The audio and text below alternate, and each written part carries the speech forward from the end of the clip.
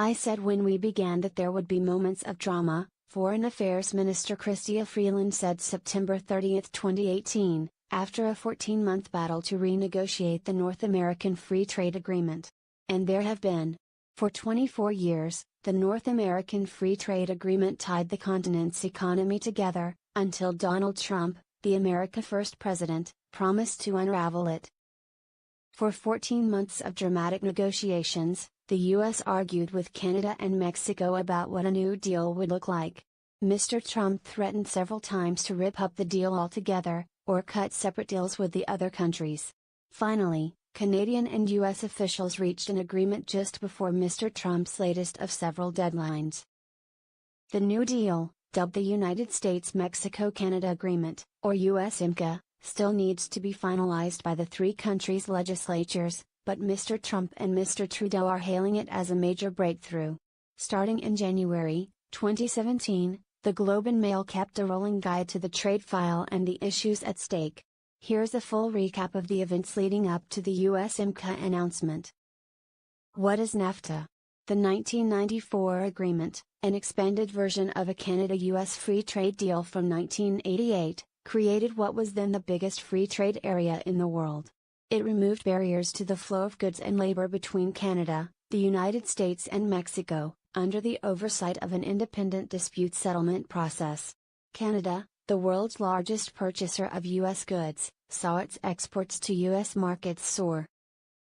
The Americans are less dependent on NAFTA than Canada is, the Globe's Stephen Chase explains. Trevor Tombay, a University of Calgary economist, calculates that there are only two American states, Michigan and Vermont, where trade with Canada exceeds 10% of their annual economic output.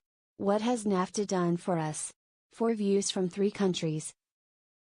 The politics of free trade underwent a remarkable U-turn in the decades after NAFTA came into being. In 1988, Canada had a progressive conservative Prime Minister, Brian Mulroney, who fought an election over the Canada-US trade deal with the Liberals opposing it.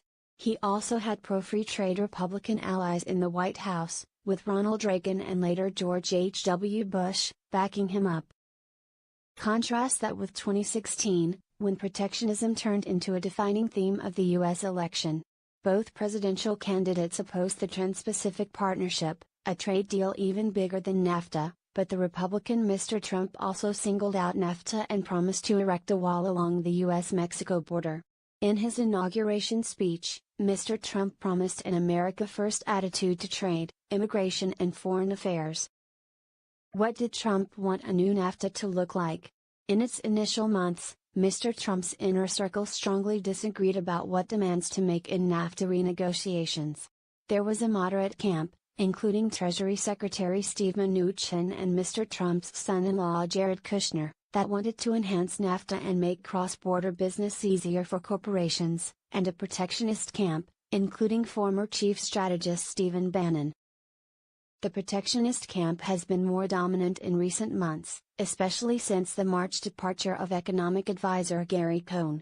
Out of that conversation came an initial list of 100 broad, sometimes vaguely worded demands that the U.S. Trade Representative's Office released in July 2017. Some highlights include, reducing the U.S. trade deficit within NAFTA, which could mean increasing U.S. exports or reducing Canadian and Mexican imports. Scrapping NAFTA's dispute resolution panels, which have sometimes ruled in Canada's favor on softwood lumber and other trade issues. Using Buy American provisions to bar Canadian or Mexican firms from seeking U.S. government contracts. Making Canadian and Mexican intellectual property rules more similar to that found in U.S. law. The Trump administration's most contentious NAFTA demands began to take shape at the 4th round of talks in Arlington, Virginia. Demands included, dairy. The U.S. wants an end to Canada's supply management regime for dairy and poultry products. Sunset clause, the U.S. wants the new NAFTA to expire in 5 years unless the member countries agree to renew it. By the summer of 2018, there was no NAFTA deal in sight, so the Trump administration brought out the big guns. The U.S. Commerce Secretary hit Canada and Mexico, as well as the European Union, with the tariffs it had introduced in March but exempted Canada and Mexico from initially. The Trump administration said it was imposing the tariffs because NAFTA talks were progressing too slowly for the president's liking. Mexico and Canada retaliated with tariffs of their own. Canada's tariffs target $16.6 billion in U.S. imports, not just steel and aluminum, starting July 1. The full list of products includes food products, whiskey, candy, cucumbers and gherkins, pizza, quiche, household products and furniture, mattresses, sleeping bags, playing cards, ballpoint pens, wood and paper products, toilet paper, certain types of plywood, paper and paperboard. Building barriers, both physical and economic, with Mexico was Mr. Trump's stated goal since he began running for president. In the 2015 speech announcing his campaign, the one where he said rapists and criminals were coming across the U.S.-Mexico border, he said Mexicans were laughing at us and killing us economically. Mr. Trump's election put Mexico's then-president, Enrique Peña Nieto, in a tight spot. He faced domestic pressure to stand up to Washington about the wall that Mr. Trump wants Mexico to pay for, which Mexico refuses to do, but he also had to avoid alienating a major trading partner and being shut out of the new North American trade regime. In July, Mr. Peña Nieto's dilemma passed on to Andrés Manuel López Obrador, who won a landslide victory in July 1's presidential election. The leftist leader, popularly known as AMLO from his initials, promised to avoid fighting with Mr. Trump and keep NAFTA as a bilateral agreement with Canada if the United States pulled out of it.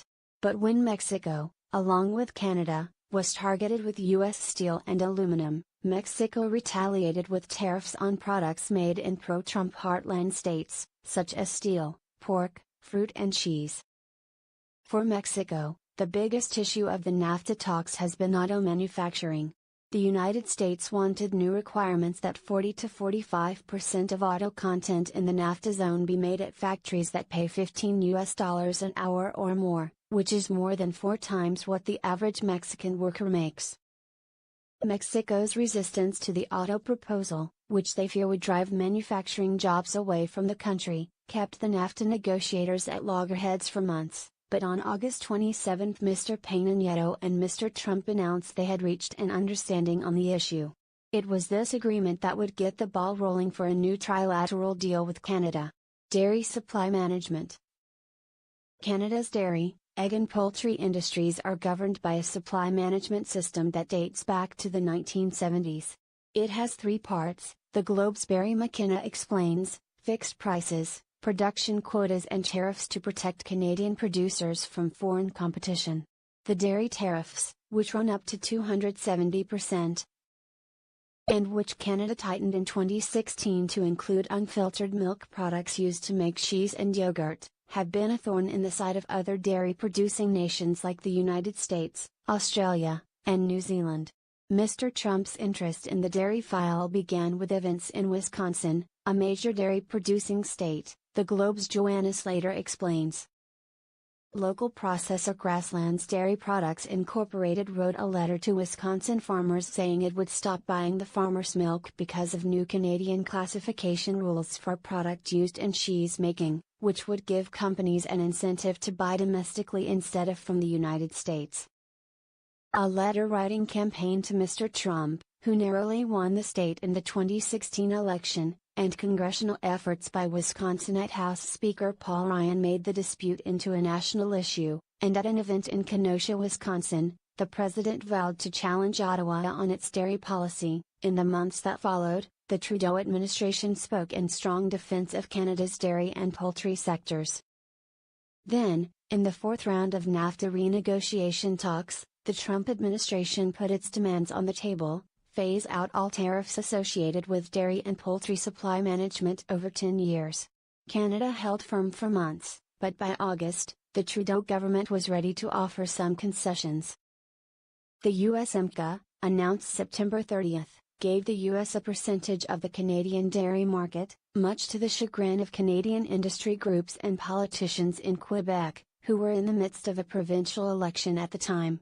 More reading: Softwood lumber feuds over softwood lumber have been a recurring part of Canada-US relations since the 1980s. Their root cause is U.S. industry's contention that Canada unfairly subsidizes its lumber by providing cheap access to public land.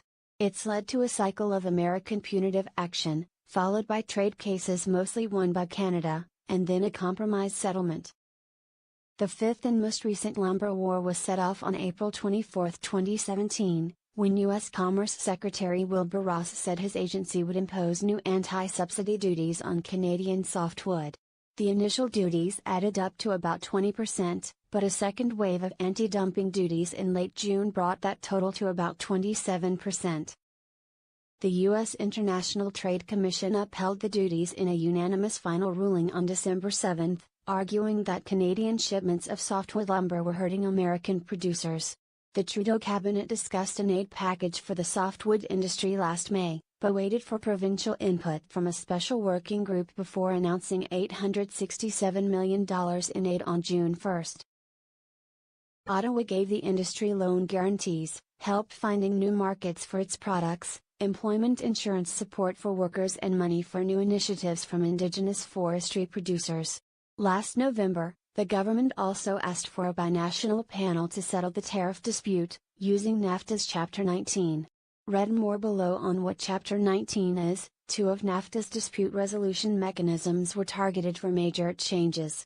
How is Chapter 11 different from Chapter 19? Here are the basics. Chapter 11, Government versus Businesses. Imagine a scenario where Country A passes a law that a corporation based in Country B feels would hurt its business. If Country B Incorporated sues Country A's government, the case goes to arbitration by an ad hoc panel of lawyers appointed by the NAFTA countries, in a process set out in NAFTA's Chapter 11. The idea is that these panels would be more independent than if the case were settled by Country A's courts. But critics say the lawyers appointed to these panels risk conflicts of interest because of their business activities back home. Canada faced more Chapter 11 lawsuits than any other country, about 40, most of which challenged its environmental protections and natural resource policies. A 2015 study by the Canadian Centre for Policy Alternatives found Canada was the target of more than 70% of all NAFTA investor state claims since 2005, and study author Scott Sinclair warned that the problem was getting worse. One of Canada's goals in the NAFTA renegotiations was to overhaul Chapter 11 so that, instead of ad hoc panels, there would be set rosters of judges appointed by the NAFTA countries. The USMCA limited Chapter 11 for Canada and the United States, but left its protections for Mexico in a limited form. Chapter 19, Government versus Government. Whereas Chapter 11 laid out how companies can sue governments, Chapter 19 is for trade feuds between governments. If Country A imposes trade duties on Country B that B's government thinks are unfair, B can appeal to an independent panel rather than seeking redress in Country A's courts, which could presumably be biased in Country A's favor. Canada liked this arrangement because it has used it to successfully challenge American duties on softwood lumber and other products. But the Trump administration thought the independent panels were a violation of U.S. sovereignty, and it wanted U.S. courts to handle trade disputes. Canada managed to keep Chapter 19 in the USMCA. Here's some more reading on key people involved in the trade file. The Canadian side, the American side. The Mexican side. Uncertainty over NAFTA's future had far-reaching effects on the Canadian economy, from the dollar to the energy sector, and, ultimately, to your personal finances. Here's some more reading on what might be coming. Economy and personal finance. Oil and gas manufacturing and technology. Agriculture. A new North American trade regime is only part of larger changes in America's, and Canada's, role in the world, and when NAFTA's future was in question, Canada went looking for other sources of trade revenue. Asia Pacific. Mr. Trump's decision to withdraw the United States from the Trans-Pacific Partnership appeared to kill the trade deal, but 11 countries gave it a new lease on life with China's help. In January 2018, after months of diplomatic back and forth about what a new TPP should look like, high-level talks in Tokyo produced a revised version. The New Deal, called the Comprehensive and Progressive Agreement for Trans-Pacific Partnership, CPTPP, needs to be approved by 6 of the member states before it can come into effect. Canada's legislation to do so, Bill C-79, is still in progress in Parliament. Europe. The European Union, Canada's second-largest trading partner, finalized a trade deal with Canada even broader in scope than NAFTA, the Comprehensive Economic and Trade Agreement, most of which provisionally took effect on September 21.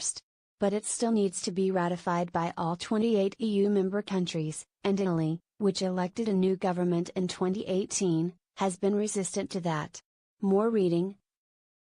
Now that the text of the USMCA is apparently locked down, the legislatures of all three countries have to ratify it.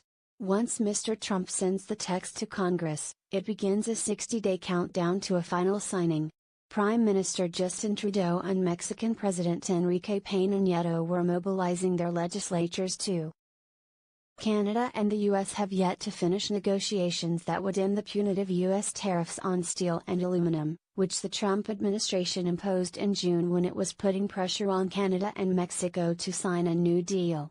With reports from Adrian Morrow, Bill Curry, Stephen Chase, Robert Fife, Greg Keenan, Barry McKenna, Evan Annette, Reuters and the Canadian Press. Images by Reuters, Associated Press, Canadian Press, iStock photo.